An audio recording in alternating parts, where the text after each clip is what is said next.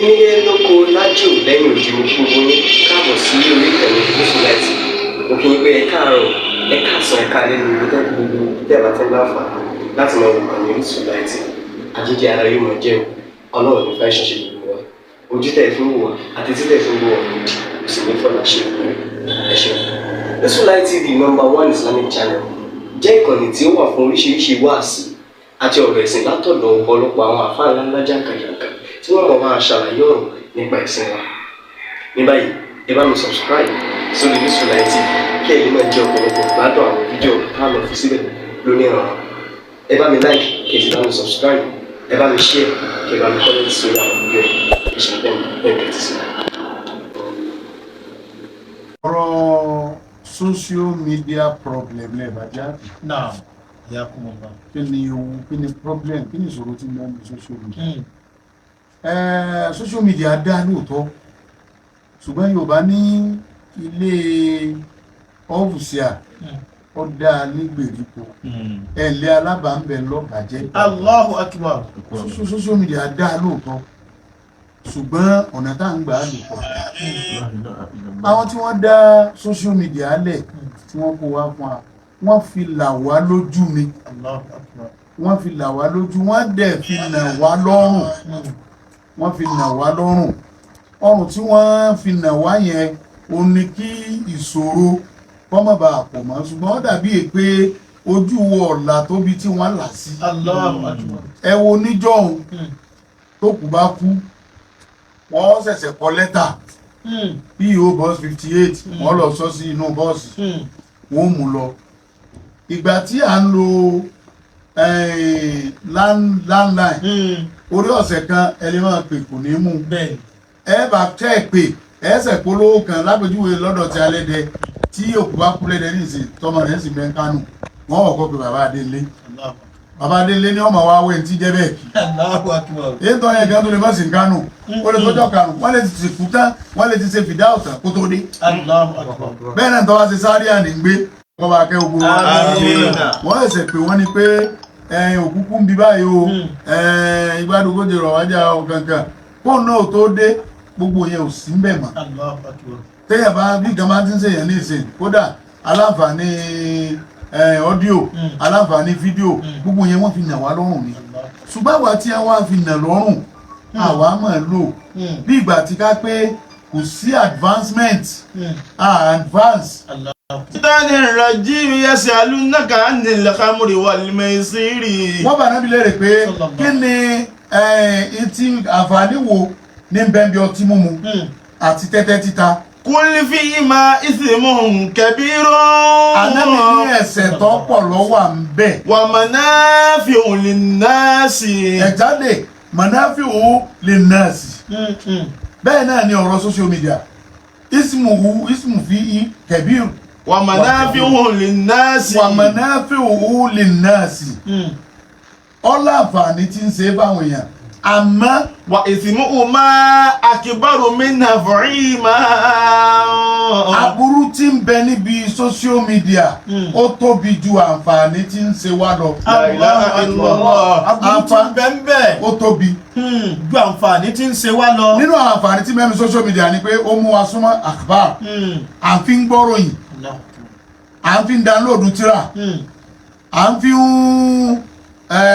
ń gba gbogbo nǹkan à ń fi bẹ́yẹ̀ bá lọ sí YouTube yóò rí nǹkan gbà tírà wà ń bẹ̀ gbogbo ẹ̀ wà ń bẹ̀ lápẹjọ́ oníṣe èèyàn ṣe wá sí irú bá ṣe ń sọ ní ìsìn social media náà là ń lò wọ́n ti ń gbọ́ ní Facebook but bá ń ṣe wọ́n ń lo Facebook yẹn aburú tí wọ́n ń bẹ̀ ń bẹ̀ wá pọ̀ kódà ìgbé wa kọlu Ọlọ́run aburú rẹ̀ kìyàsí náà ni màá lò ẹ̀rọ onúṣúra kan toni la tajassasu. Ya ayyuhal ladhina amanu ijtanibu kathiran mina dhanni inna ba'da dhanni ithmun wa la tajassasu wa la yaghtab ba'dukum ba'dan ayuhibbu ahadukum an ya'kula lahma akhihi maytan fakarihtumuhu wattaqullaha innallaha tawwabur rahim. Ẹ wo aburú tí ń bẹ ní social media. Ijtanibu kathiran mina dhanni. Allahu Akbar. Ọlọ́run ní ẹ jìnnà sí ọ̀pọ̀lọpọ̀ àbádídá lórí social media à ń dábàá burú síra wa. Allahu akbar. inú social media láti máa sọ pé ẹ̀ tó bímọ o níṣó lónìí a máa lẹ̀kọ́ rọ́mọ́ra wa ń bẹ̀.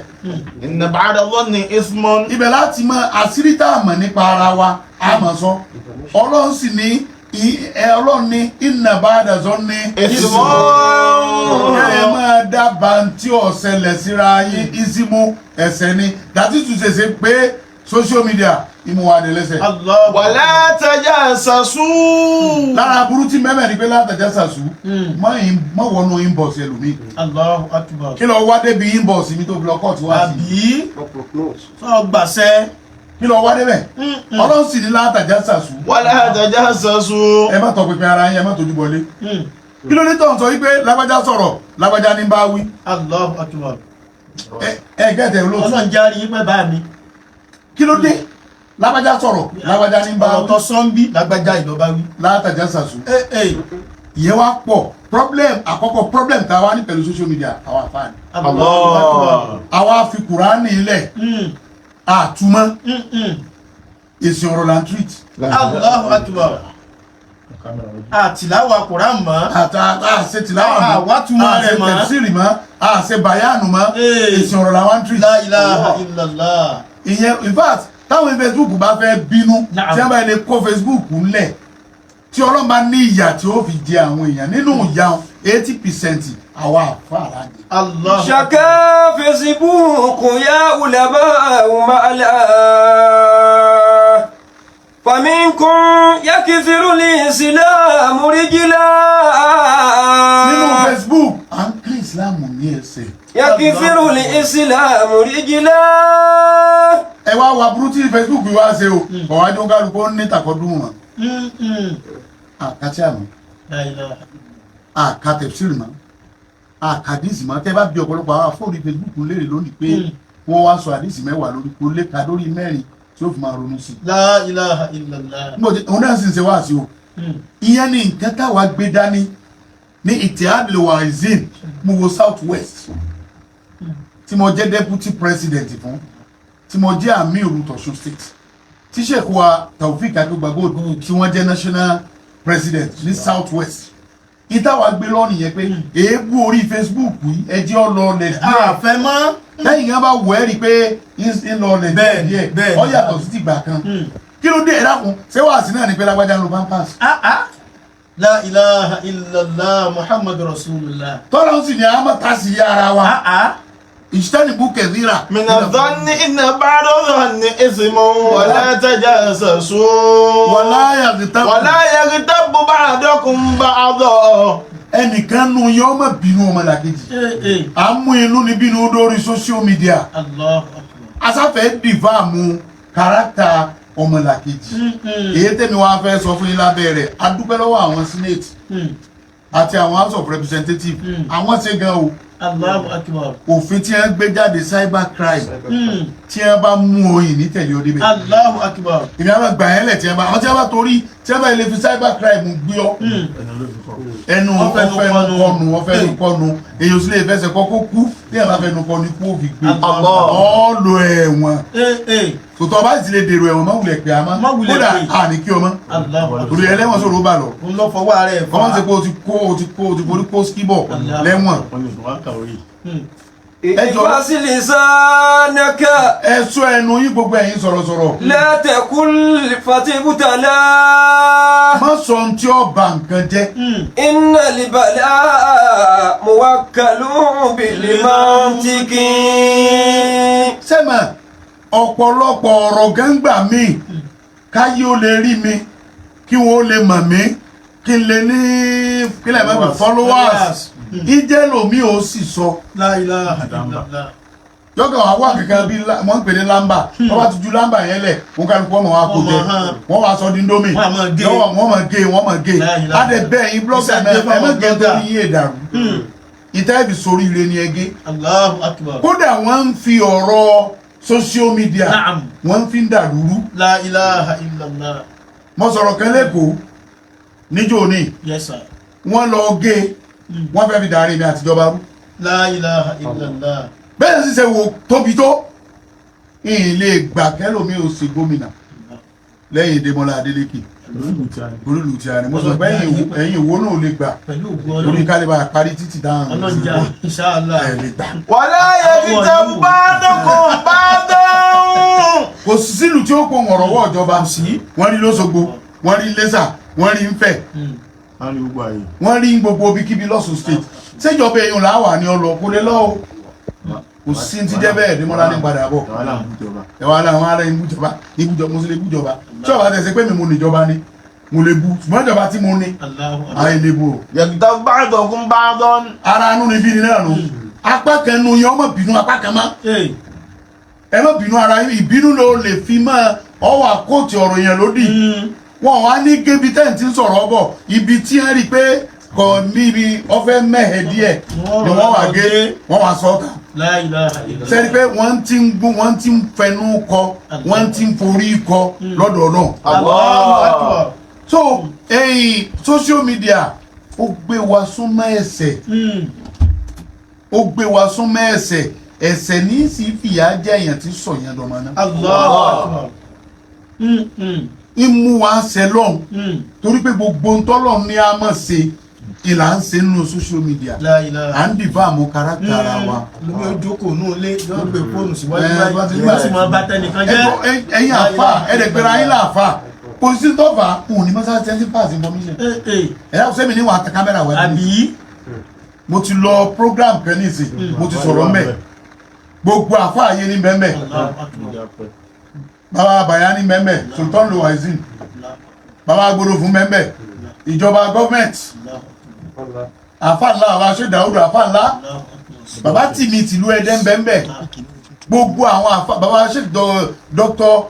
Abdulateef Adékílékún wọ́n mẹ́mẹ́ àti sọ̀rọ̀ mẹ́ gbogbo àwọn àgbààgbà àfà ni wọ́n mẹ́mẹ́ both Èkó and Kwara State Lagos and Kwara State torí ẹni ńlá ló kú bàbá wa rí mi yá Muhammadu Rọ́jí bàbá tó dàgbà jùlọ ẹ̀dẹ̀ wọn ló 137 years àwọn ni wọn bí Sheikh Abdul Fatahi Asakafi so a ti sọ̀rọ̀ mbẹ̀ yẹn bàbá gbọdọ̀ fún sọ̀rọ̀ bàbá Bayani sọ̀rọ̀ kódò ọ̀rọ̀ social media ni bàbá gbọdọ̀ fún sọ bàbá àfa ńlá ti wá fò tẹ́lẹ̀ pé gẹ́gẹ́ bí àfa ńlá tá a sì gbà wọn láàfa ńlá gbogbo ẹ̀yìn àfa ìpadà lè kéwú wọ́n ní ẹ̀kọ́ social media lọ́rùn lẹ̀ kí wọ́n mọ̀ torí ìwà kanṣu ẹ̀ tí wọ́n bá yẹ torí ìwà kanṣu àwọn aládìyà rẹ̀ ẹ̀ṣẹ̀ ti pọ̀ jù so àǹfààní tá à ń rí lórí social media ó kéré sí ẹ̀ṣẹ̀ ti mẹ́mẹ́ social media dáa àfi ń disseminate information ìjẹ́ kí wá sí orin ẹjọ́ ọ̀fẹ́ gbọ́ yọ́ máa wo YouTube ẹni tí ó wo YouTube yọ́ máa wo ń bò mí so à ń disseminate information láti à ń dẹ̀ ń rí information gbà láti bẹ̀ ṣùgbọ́n aburú tí ń bẹ ó kéré akibaru mẹ́nà fún aburú tí ń bẹ kí aburú ń bẹ gan tí èèyàn bá kú sí orí ọ̀rọ̀ social media yóò wọ̀ náà èyí social media náà wọ́n fi ń ṣe blue film social media náà wọ́n fi ń ṣe blue film àtọ́kùn social media náà wọ́n fi ń ṣe blue film bẹ̀rẹ̀ àti wọ́n búra wọn gbọ́n tọ́lọ̀ ní àmọ́ sí ìbàjẹ́ alfawahish ọwọ́ kúnbẹ̀ àwọn èèyàn tó wá kéwú mọ́ tánàbí sọ fún ayé pé talabul ilmi faridatun ala kulli muslim wa muslim ẹ máa wá ìmọ̀ minal mahdi ila al-lahdi anabi wí ó sallallahu alayhi wa sallam ó ṣe alójú kòkòrò ká wá mọ̀ àwọn èèyàn wá mọ̀ èébú ni wọ́n wá àti èpè èyí tó wá burú jù ni pé ẹlòmí ò tó wá mọ̀ rìlẹ́ẹ̀tì tí máa ń sọ má dìísì la ilaha illallah ẹlòmí ọmọ rìlẹ́ẹ̀tì tí máa ń sọ má dìísì yọmọ rìlẹ́ẹ̀tì tí máa ń sọ má Kùránì wáyì ẹlòmí ọ̀rọ̀ táwọn èèyàn ti sọ ti pẹ́ tó sì mú làákẹ́ lọ ẹlòmí ọkàndé yọkàn pọ̀ ndẹ́mọ̀ ẹ̀ tí wọ́n nìkan ló kéwú láyé ni.